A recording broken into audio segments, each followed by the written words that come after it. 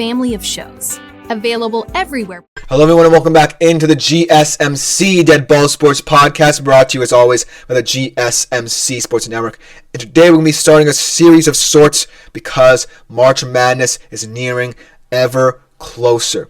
Throughout the week, we're going to be looking at different conferences and the teams to watch in terms of whether or not they're on the bubble. And we start off perhaps the most loaded conference in all of college basketball, the SEC. Who would have thought that the SEC would not just excel in college football, but college basketball as well? But that is how things stand right now. And we look at the SEC, we look at it in terms of depth because a lot of these teams you would already say are locks. They're already in the AP polls consistently. There are a lot of teams right now just rounding into form at the right time. A lot of players impressing as well. And you feel that there are a lot of locks. There are still some teams on the periphery, potentially with work to do, or teams that should be in, considering how the last couple of weeks could pan out for them in the conference tournament as well. Without further ado, let's just jump right into it.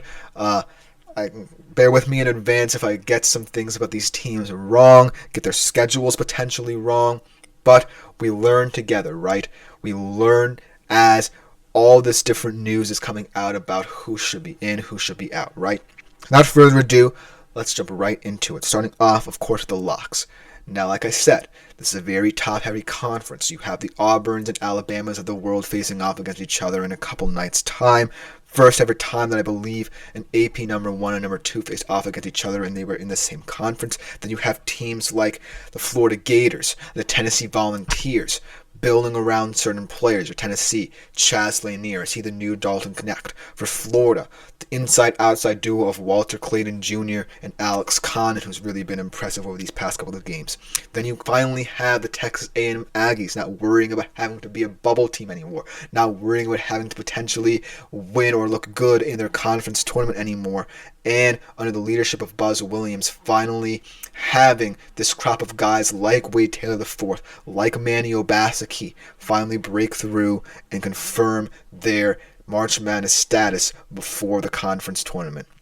And a team in Kentucky I really like, have a very impressive win over Duke. Yes, there was not the same Duke team as a couple of months ago, but still a very impressive win on their resume. Otega Owe, Jackson Robinson, Andrew Carr, the nucleus of this team. I really like how competitive they could be, and I consider them a team that could potentially make it all the way to the Final Four themselves. Well, now let's talk about the teams that currently are on the periphery.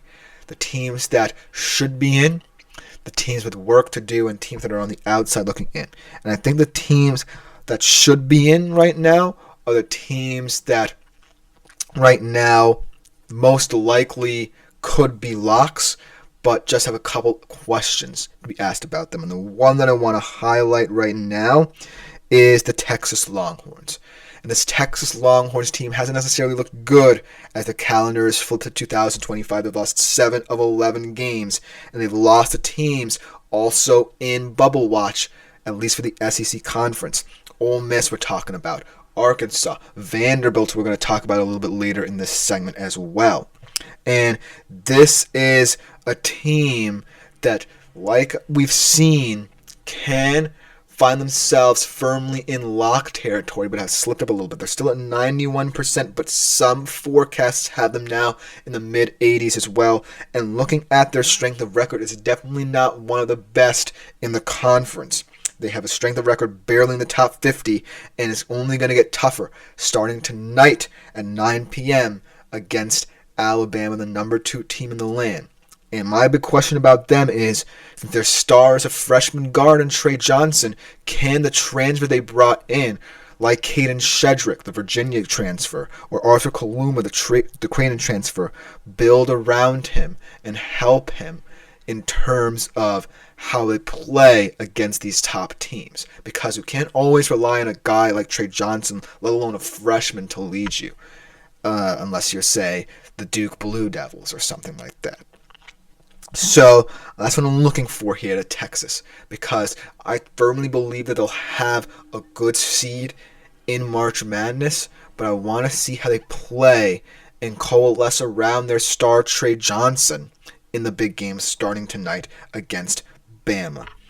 Then we take a look at an Ole Miss team that is steadily winning enough games to stay in the 80 to 90% range in terms of being locks. But I do want to see more impressive wins out of them. Their schedule does ease up a little bit over the next couple of weeks, but then they have Vanderbilt and Auburn in very pivotal games toward the end of the month. They're staying right on the periphery.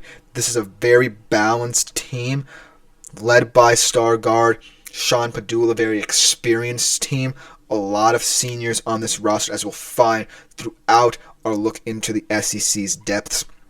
But ultimately, because of the fact that they're number 18 in SOR and number 21 in net ratings, this is a team that's not necessarily too worried.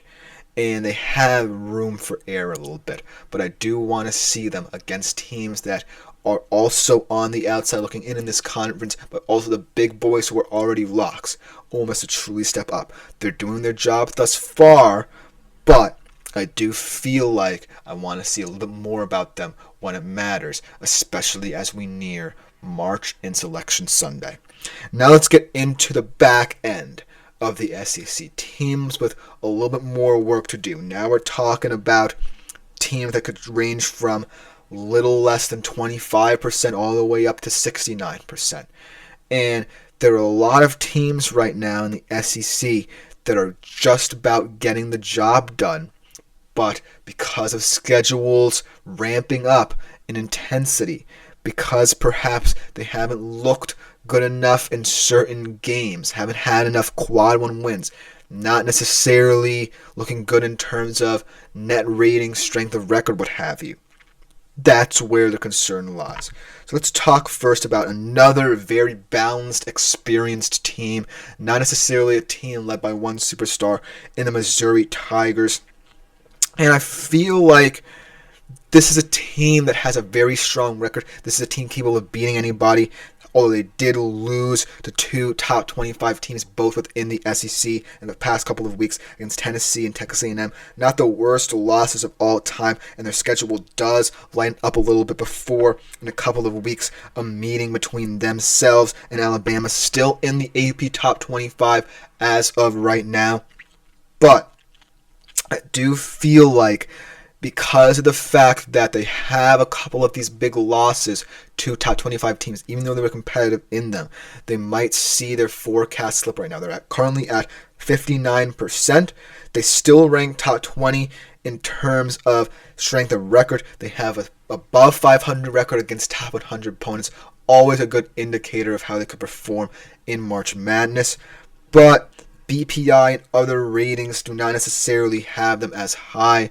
They're a team that are now at the back half of the AP Top 25, and if they don't consistently perform against all these top-heavy teams in the SEC, chances are you could see that number plummet a little bit, maybe below 50 over the next couple of weeks in terms of the chances for them to make the NCAA tournament. And then you have teams like Georgia and Oklahoma.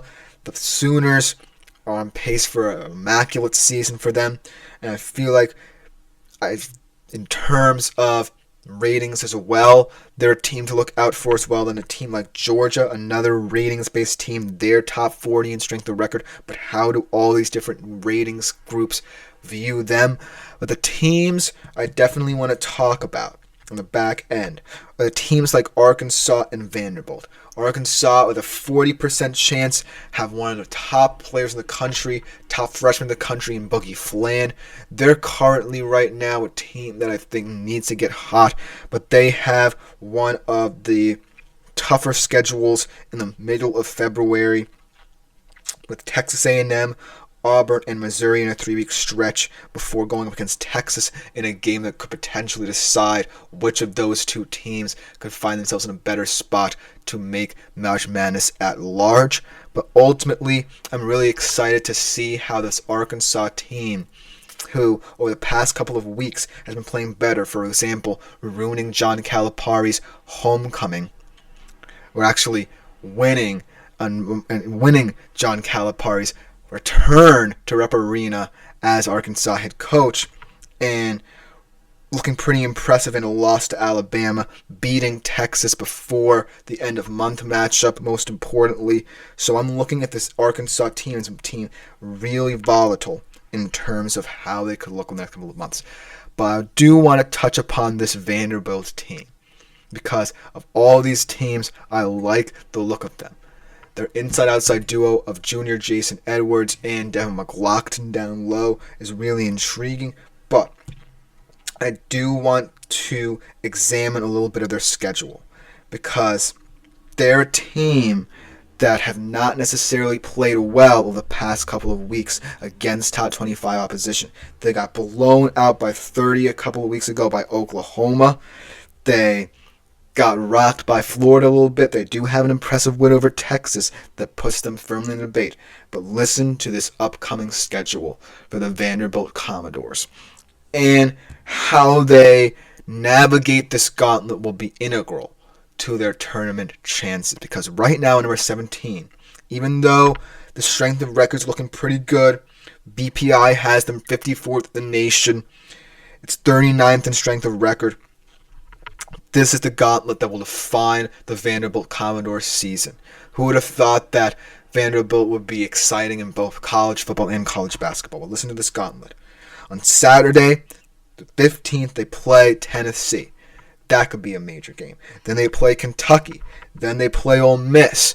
A game that I feel like they need to win to remain kind of in the should be in work to do range. And then Texas A&M. So, if they, let's say, split this gauntlet, go 2-2, maybe even 3-1, Vanderbilt has an even better chance of seeing that number rise a little bit. And because of their previous strength of record compared to their future strength of schedule, that will kind of even itself out. But if they go 1-3, maybe even 500 could spell danger for them. I feel like we could see them on the outside looking in. But looking at all of these teams, I feel like out of all of them, Texas and Ole Miss are the most likely to see themselves find themselves in a lock position over the next couple of weeks. And in terms of the team with the work to do, Missouri certainly a very interesting team. Not necessarily a team relying on one superstar in the elite SEC, but still getting the job done. That could see momentum sway. And then talking about teams like Georgia and Oklahoma, we don't necessarily know how they'll pan out, but I am looking at the back end of this work to do range here with Arkansas and Vanderbilt. Two very different teams with two very different future strength of schedules who could find themselves in either advantageous or disadvantageous situations heading into their conference tournament. But let me know what you think about the SEC in terms of who you are monitoring over the next couple of weeks in terms of March Madness stats. Coming next, we transition across the pond to preview Wednesday's slate, tomorrow's slate of Champions League knockout playoff phases with today's slate of games going on right now. And right back to talk about that after this short break.